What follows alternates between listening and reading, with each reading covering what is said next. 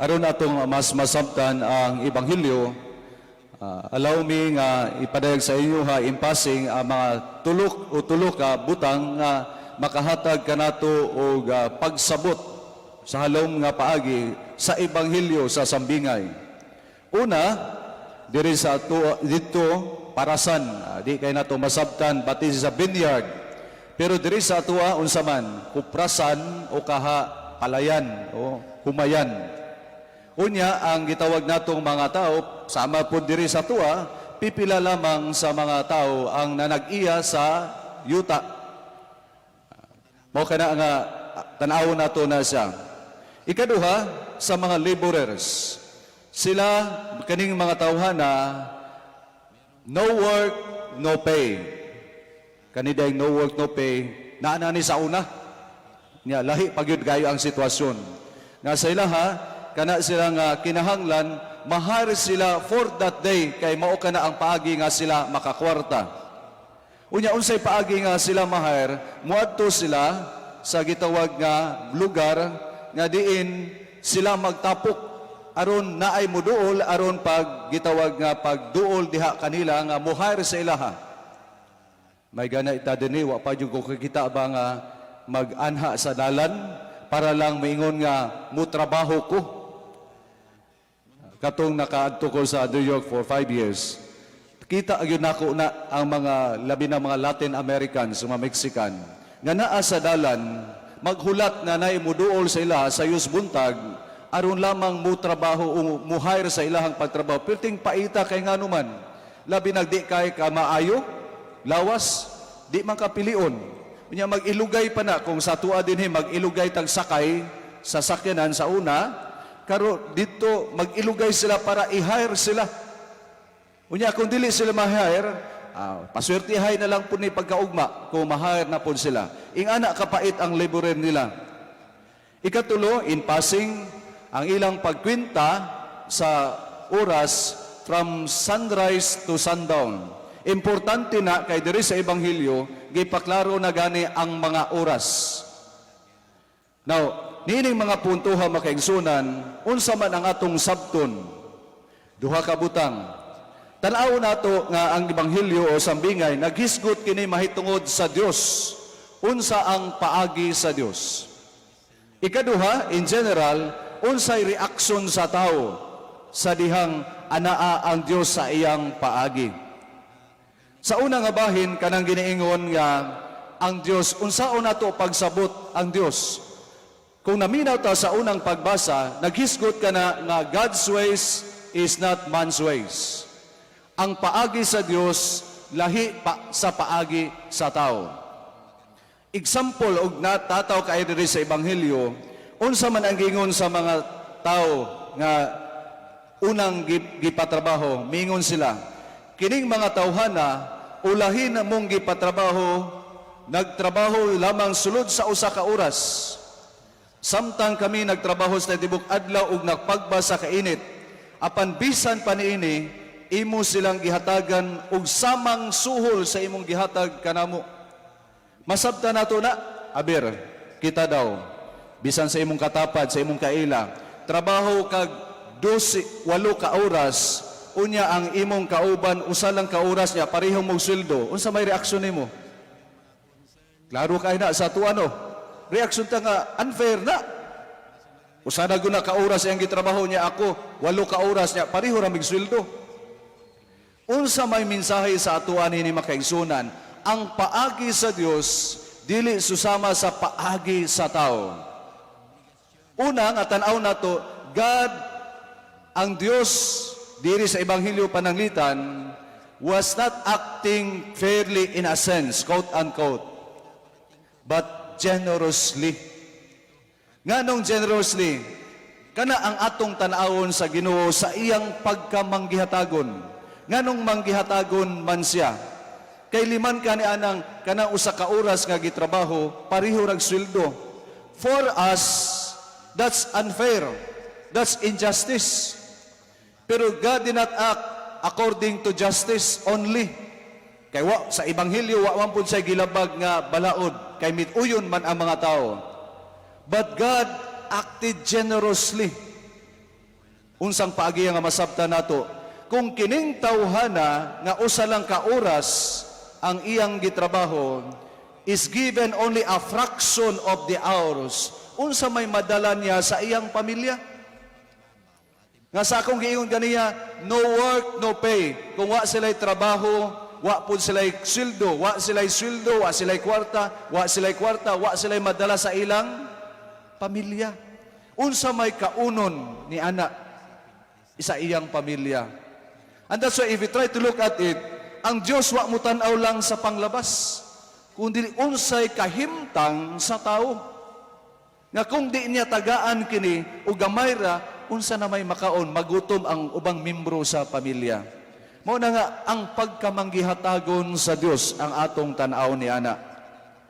Gani mga example nga nung manggihatagon ang Ginoo. Panalitan last Sunday ba? Di ba ingon, kapila man ako mo pasaylo. Si Pedro maingon kapila gani? 7. Pero unsay giingon sa Dios? Kapituan. Generous kayo. Katong gipakaon ni Kristo ang libuan ka mga tao, napabay salin, perting daghanag salin. Katong naghimo si Kristo sa bino, perting daghanag sobra. In other words, if God sa atong Dios, pag siya'y nagbigay, naagyo na ang pagsobra sa pagkamanggihatagon. Mao kana makaigsunan nga kung tan-aw nato, kitang tanan importante, matag usa gitan-aw kita sa Dios, but it differs only on our situation. Kining tanan makaigsunan, unsa may reaksyon nato dapat niini. Kung manggihatagon ang Ginoo, unsay dapat reaksyon nato? Mapasa lamaton. We should be grateful. Dili kay magbagulbol sama diri sa ebanghelyo. We should be grateful nga ang kaayo sa Dios dili lang sa imuha, kundi labi na ni atong mga nanginhanglan. And there are so many reasons for us to be grateful. Una, your family is the dream of every orphan. Makarelate ta ni ani? Kadto mga way ginikanan, ang ilang gihuna-huna nga unta na sa pamilya. Your house is the dream of every homeless people. Nakasabot ba kita unsa ning magpuyo sa dalan? Diha ka matulog. We should be grateful nga bisan dili maayo atong balay, but at least na atay masilungan. Your good health is the dream of all who are sick. Labi na karong panahon na nga adunay pandemic, nga dili gay mabisita sa ilang pamilya tungod kay pandemic, COVID.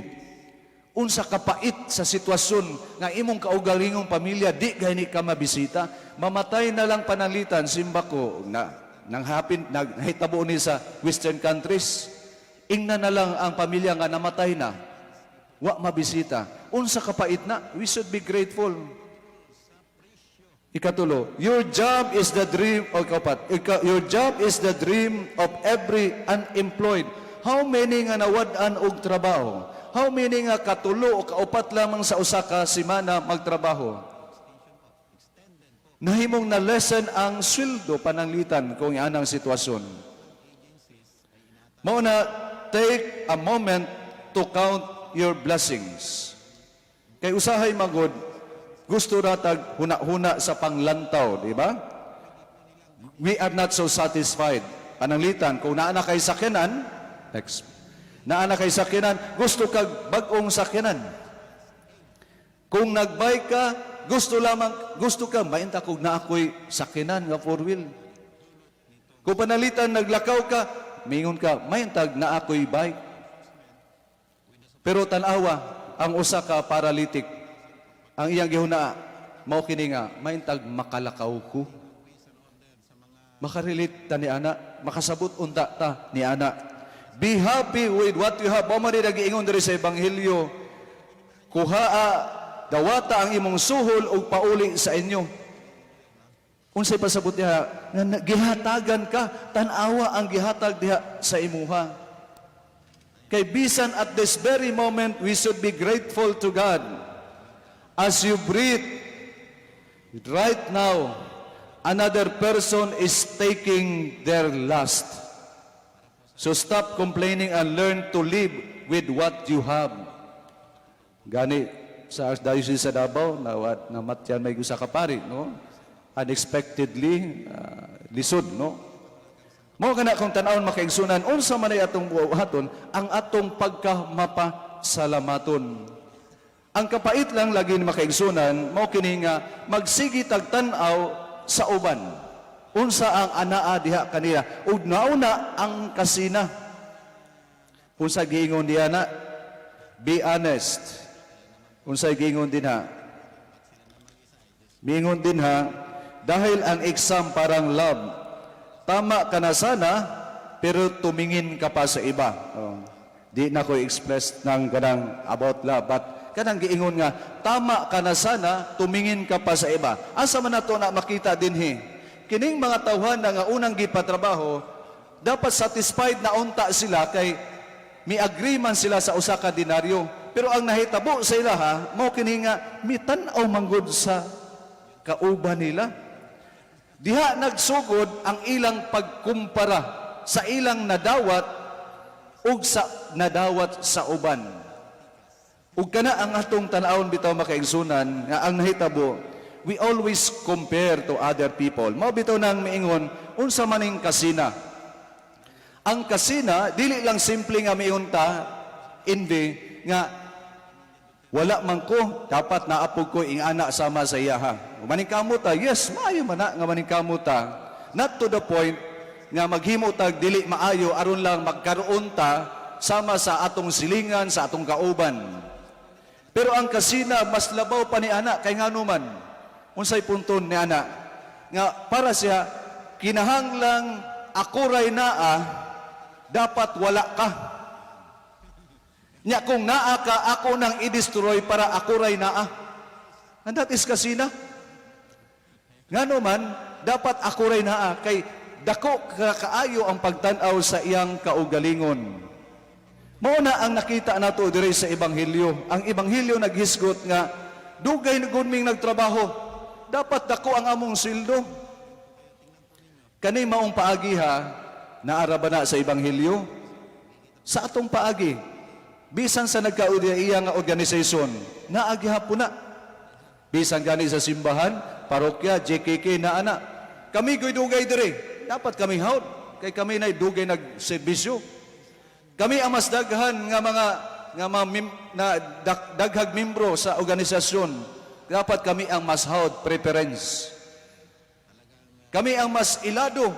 Dapat kami ang mauna ang nahitabo sa mga parisiyo. Kay sila ang nasa punto, puder, mingon sila nga, dapat kami ray makasulod nga to sa gingharian sa langit. Unsa day ang dapat natong buhaton makaigsunan ug mao kini. If you are more fortunate than others, build a longer table, not a taller fence. Makita ba nato ang kalainan sa table o sa fence? Table, that means makig-uban ka, fellowship. Mas daghan ang makaapil sa imong pagkaon, mas daghan ang makaapil, makig-uban sa imuha. But when you talk about fence, that means kamo dito wa mo'y labot diri sa amuha. But today's gospel reading tells us nga ang Ginoo mitawag kanatong tanan bisag unsang orasa pa, bisag unsay sitwasyon, bisag unsa pa ang kahimtang, ug mao kana makaigsunan nga dapat kita unta fellowship ang atong tan-awon, not division. Mabitaw na nga sa katapusan mingon, matutong maging masaya para sa iba. Kana bitong malipay ka tungod kay na ay natagaan usab og grasya. Di kay maghuol ka kay maayo ayang kahimtang. Di kay masuko ka kay tungod naa sila ni ana. That is envy. Dapat malipay, ay salamat sa Dios, gitagaan o gigrasyahan usab sila. Naa ba kita ni ana? Sa atong pagpadayon ni Santo sa Misa, maigsunggudan ni Kristo, tan-awon nato nga ang Ginoo naghatag kanatong mga panig-ingnan, ang iyang pagkamanggihatagon nga atong tugbangan sa pagpasalamat, atong tugbangan sa paghimo sa atong kaugalingon nga makahatag og concern ngadto sa ato isig kaingon. Hinaot nga kining maong pulong sa Ginoo, miingon siya, una sina ka ba hinuon kay ako manggihatagon man? Dili kasina kundi pagpasalamat o pagkamanggihatagon.